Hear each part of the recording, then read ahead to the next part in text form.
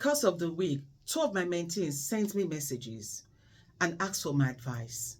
Now, the first one sent me a screenshot of the email the sponsor of his friend had sent him. Now, the sponsor alleged that he had been in the country for a few months, had done all the training required to start work, but is yet to start work.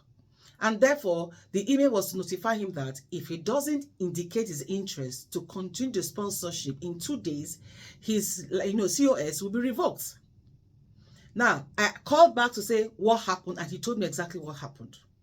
Now, the second one also, called me to say, a friend of hers called her up, was worried, was crying and all of that, and said to her that her sponsor had threatened to revoke her COS. Why? She had dared to ask for her salary, which she had worked for a month or two, was yet, to pay her. And I said, why is that? So I gave my advice to both of them.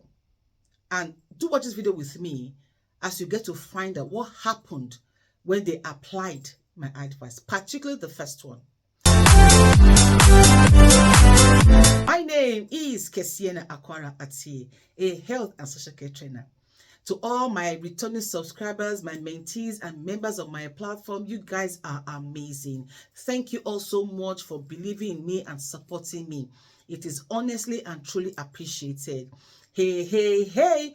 If you're just watching this channel for the first time or you came upon it perchance, hello there, how are you doing? Welcome to my channel, Being a Carer with Kes, where I talk about everything care and how you can excel as a carer or a care worker, be it in the NHS or domiciliary or care setting or supported living homes. Okay? And how do you become a part of this ever-growing family? You smash the subscribe button. And guess what? It is absolutely free. Okay? And give me a thumbs up by liking the video. And don't forget to click on that all-important notification bell. So whenever I upload a new video, you, my dear, will be among the very first to know. Freely connect with me on Instagram, TikTok, Twitter, Care by Kes, and I'll see you there. All right. So let's dive into this. Now, before I go on to talk about this, instances or scenarios, which is true life, by the way, let me state here categorically that if you're in the UK here on a skilled worker visa, whichever capacity, either in care, in education, whatever, please make it a habit to send your sponsor emails. Did you hear what I said? Make it a habit to send them emails. Stop sending WhatsApp messages or text messages. Why? Because when you send emails, it gets to the home office. And if you have noticed, when they want to send you disciplinary emails or disciplinary actions or whatever, they send it to you via email. They don't send it to you by WhatsApp. Don't you notice that? That whenever they have a case with you, they give it to you via email. It's sensitive because whatever email that transpires or goes on between both of you, it goes straight to the home office.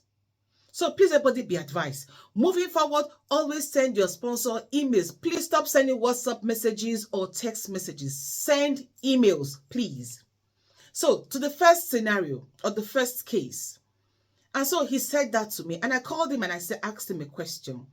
And I said, when his employer or sponsor sent him to work, did he refuse? He said no. You might be wondering why I asked that question. It has come to my attention that a lot of people on tier 2 visa or healthcare workers, when they are assigned to work, some of them turn it down. Some say it's too far, understandably, or some just give one flimsy excuse or the other. Okay? So I asked him, did this particular friend of yours, did he go for any shift or was he assigned to on any shift and he turned it down? He said no. That anytime he goes to the office, he's always told, oh, hold on, there are no shifts at the moment and all of that. Okay? So I now asked, did he ever send any email to his sponsor asking for shifts as life was becoming difficult? He couldn't pay his bills. According to my mentee, he sometimes will give his friend of his some money to, deal with certain bills. So he said he had sent him emails. And I said, okay, fine. It's a good thing he did that. Now, tell your friend that he should send his boss an email. He shouldn't be angry or confrontational or pointing accusing fingers rather or whatever. No, he should be very gentle and civil about it. Okay? And he should state exactly what has happened. That he was in this country since for whatever how many months he's been here for, that yes, he has done the training, but he has always, called the office to ask for shifts, and they always said no shifts. That I should please see attached this email dated blah blah blah, where he was asking for shifts, and that he must go to the office the very next day. You shouldn't wait for the day he was deadline he was giving. You should go to the office the very next day. Now, what happened? Now, this friend of his applied everything, my mentee had told him. And then surprisingly, when he got to the office, the people there were saying a different song entirely. Or should I say, were singing a different song entirely. They were now like, oh, it's not so serious. We're just, trying to say. And I'm like, I beg your pardon. Now, with that kind of email, suppose this guy had had a heart attack or something that happened to him. Would that be, we're just trying to, are you kidding me? It doesn't make sense. How could you send that kind of email to somebody and they are telling him that you were just trying to see how serious he was, when the fault wasn't his? It was your fault. Okay? So he did that, and as I speak to you now, he's safe. He doesn't have any issues anymore. But here is this, I want to appeal to sponsors who are struggling with getting, giving their employees shifts. If you're having that problem, there are a lot of care homes, nursing homes in the country here who are looking for staff but do not want to get a course. You could just have an arrangement with them. You supply them the carers and they do their work for them. It's as simple as that. But keeping people away from doing any job, just packing them into the country like that and not give them anything, and then turning around to say that they are the ones that don't want to work, come on, have a heart. Okay, so let's go on to the second story. This mentee of mine, we chatted and I asked her to call this lady and find out exactly what happened. And she says, yes, this lady said she worked for her sponsor. I think she had worked for like a month or 2 months, and then she was not getting paid. So she now sent a WhatsApp. Again, don't send WhatsApp messages, please. She now sent a WhatsApp message asking the sponsor to please pay her salary, that she has bills to pay and all of that. Now, guess what the sponsor said? The sponsor went, he just went besek on her and said to her that, how dare you ask me for your money? I did you a favor. I will use you as a lesson to others not to ask for their salaries, basically. Revoke her cause, her sponsorship. And then I'm like, what's that? Is that how you should behave? Now, what was her offense? Her offense was asking her boss, her employer, her sponsor for her salary. Now, if you're in the UK, you are deserving rather of your salary, of the shift or the job you have worked, or the days or the time you have worked.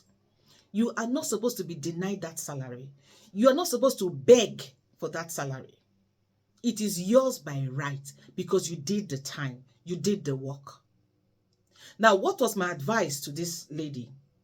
My advice was, and it's all to every single one of you who might be going through this, please join a union. You heard me right. This is about the second or third time I'm saying this thing.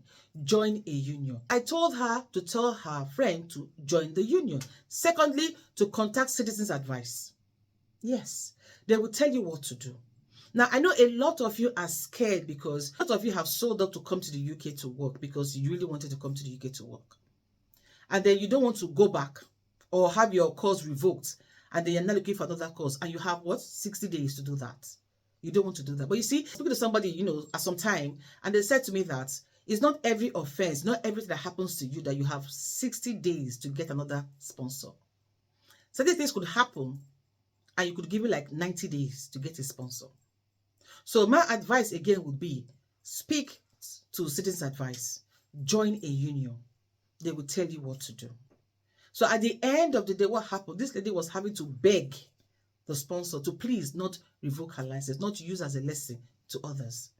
Because I'm wondering, really, where do we get off all of this? What do we benefit from all of this? From this show of power?